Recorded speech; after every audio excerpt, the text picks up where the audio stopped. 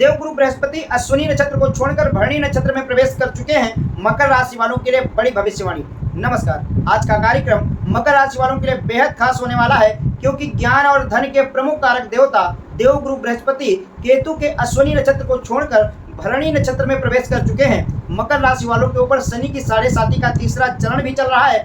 आखिर मकर राशि वालों के जीवन में क्या कुछ खास होने वाला है, आइए जानते हैं। उससे पहले अगर आप इस चैनल पर नए हैं, सबसे पहले चैनल सब्सक्राइब कर लें, क्योंकि इस चैनल के माध्यम से आपके जीवन से जुड़ी हर एक जानकारी बहुत ही सटीक तरीके से दी जाती है। अगर आप हमसे ज्योतिषी परामर्श लेना चाहते हैं, जन्म कुंडली विश्लेषण करवाना चाहते हैं, स्क्रीन पर दिए गए नंबर पर ही संपर्क करें। ध्यान रखें, व्हाट्सएप ही करें। चलिए जानते हैं आखिर मकर राशि वालों के लिए देवगुरु बृहस्पति क्या कुछ खास करने वाले हैं। जैसा कि इस समय देवगुरु बृहस्पति का गोचर मकर राशि वालों के प्रॉपर्टी भाव में मेष राशि में भरणी नक्षत्र में चल रहा है।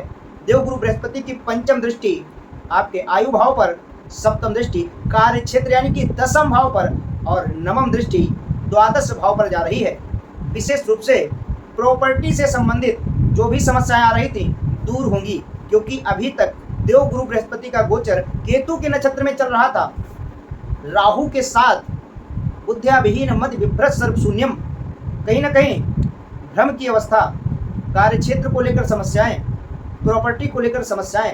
आप कहीं भी पैसा लगाते हैं, पैसा इन्वेस्ट करते हैं, पैसा फंस जाता है। समस्याएं ही समस्याएं आ रही थी, अंदर ही अंदर परेशान हो रहे थे, चीज़ें समझ में नहीं आ रही थी। लेकिन अब प्रॉपर्टी से संबंधित जो भी समस्याएं आ रही थी दूर होंगी। प्रॉपर्टी से संबंधित अगर कोई कोर्ट कचहरी से संबंधित समस्या चल रही थी, सुधार होगा। प्रॉपर्टी खरीदने का योग बनेगा, वाहन खरीदने का योग बनेगा। यदि आप घर खरीदने के लिए प्रयासरत हैं, अभी तक नहीं हो पा रहा था, घर नहीं खरीद पा रहे थे, लेकिन अब योग बन रहा है। आप घर के लिए प्रयास करिए, घर खरीद सकते हैं। यदि आप फॉरेन कंट्री में रहते हैं, वहाँ कोई व्यापार कर रहे थे, समस्याएं आ रही थी, अब समस्याएं दूर होंगी। नया व्यापार भी शुरू कर सकते हैं, क्योंकि विशेष रूप से देवगुरु बृहस्पति धन के कारक देवता हैं। धन आगमन का योग बन रहा है। साथ ही साथ देवगुरु बृहस्पति की सप्तम दृष्टि आपके कार्य क्षेत्र यानी कि दसम भाव पर, नौकरी को लेकर जो भी समस्या बन रही थी दूर होंगी। नौकरी मिलने का योग, नौकरी में प्रमोशन का योग बन रहा है। आपका ट्रांसफर कहीं गलत जगह हो गया था, अब आपके मन पसंदीदा जगह पर आपका ट्रांसफर हो सकता है। प्रयास करिए। विशेष रूप से देवगुरु बृहस्पति की नवम दृष्टि द्वादश भाव पर जा रही है, यानी कि विदेशी यात्राएं होंगी। ऑनलाइन क्षेत्र में सफल होंगे। यदि आप किसी ऑनलाइन क्षेत्र में प्रयासरत हैं, मेहनत कर रहे हैं, सफलता मिलेगी। विशेष रूप से फॉरेन कंट्री जाने के लिए प्रयासरत हैं, जाने का योग बन रहा है, प्रयास बढ़ा दीजिए, चले जाएंगे। अभी तक आपके पैसे सेव नहीं हो पा रहे थे, पैसा गलत दिशा में जा रहा था, आपका खर्चा ज़्यादा हो रहा था, समझ में नहीं आ रहा था।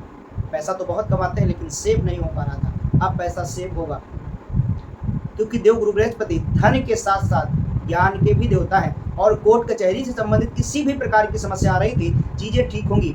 आपकी नींद में प्रॉब्लम, रात में सोने में समस्याएं आ रही थी, सुधार होगा। साथ ही साथ अपनी जन्म कुंडली में देवगुरु बृहस्पति और शनिदेव की स्थिति विशेष रूप से जरूर देखें, क्योंकि आपके ऊपर शनि की 7.5 का तीसरा चरण भी चल रहा है। कोई भी बड़ा कदम उठाने से पहले, कहीं भी बहुत ज़्यादा पैसा इन्वेस्ट करने से पहले, किसी के ऊपर भरोसा करने से पहले अपनी जन्म कुंडली की स्थिति जरूर देख लें। राधे राधे।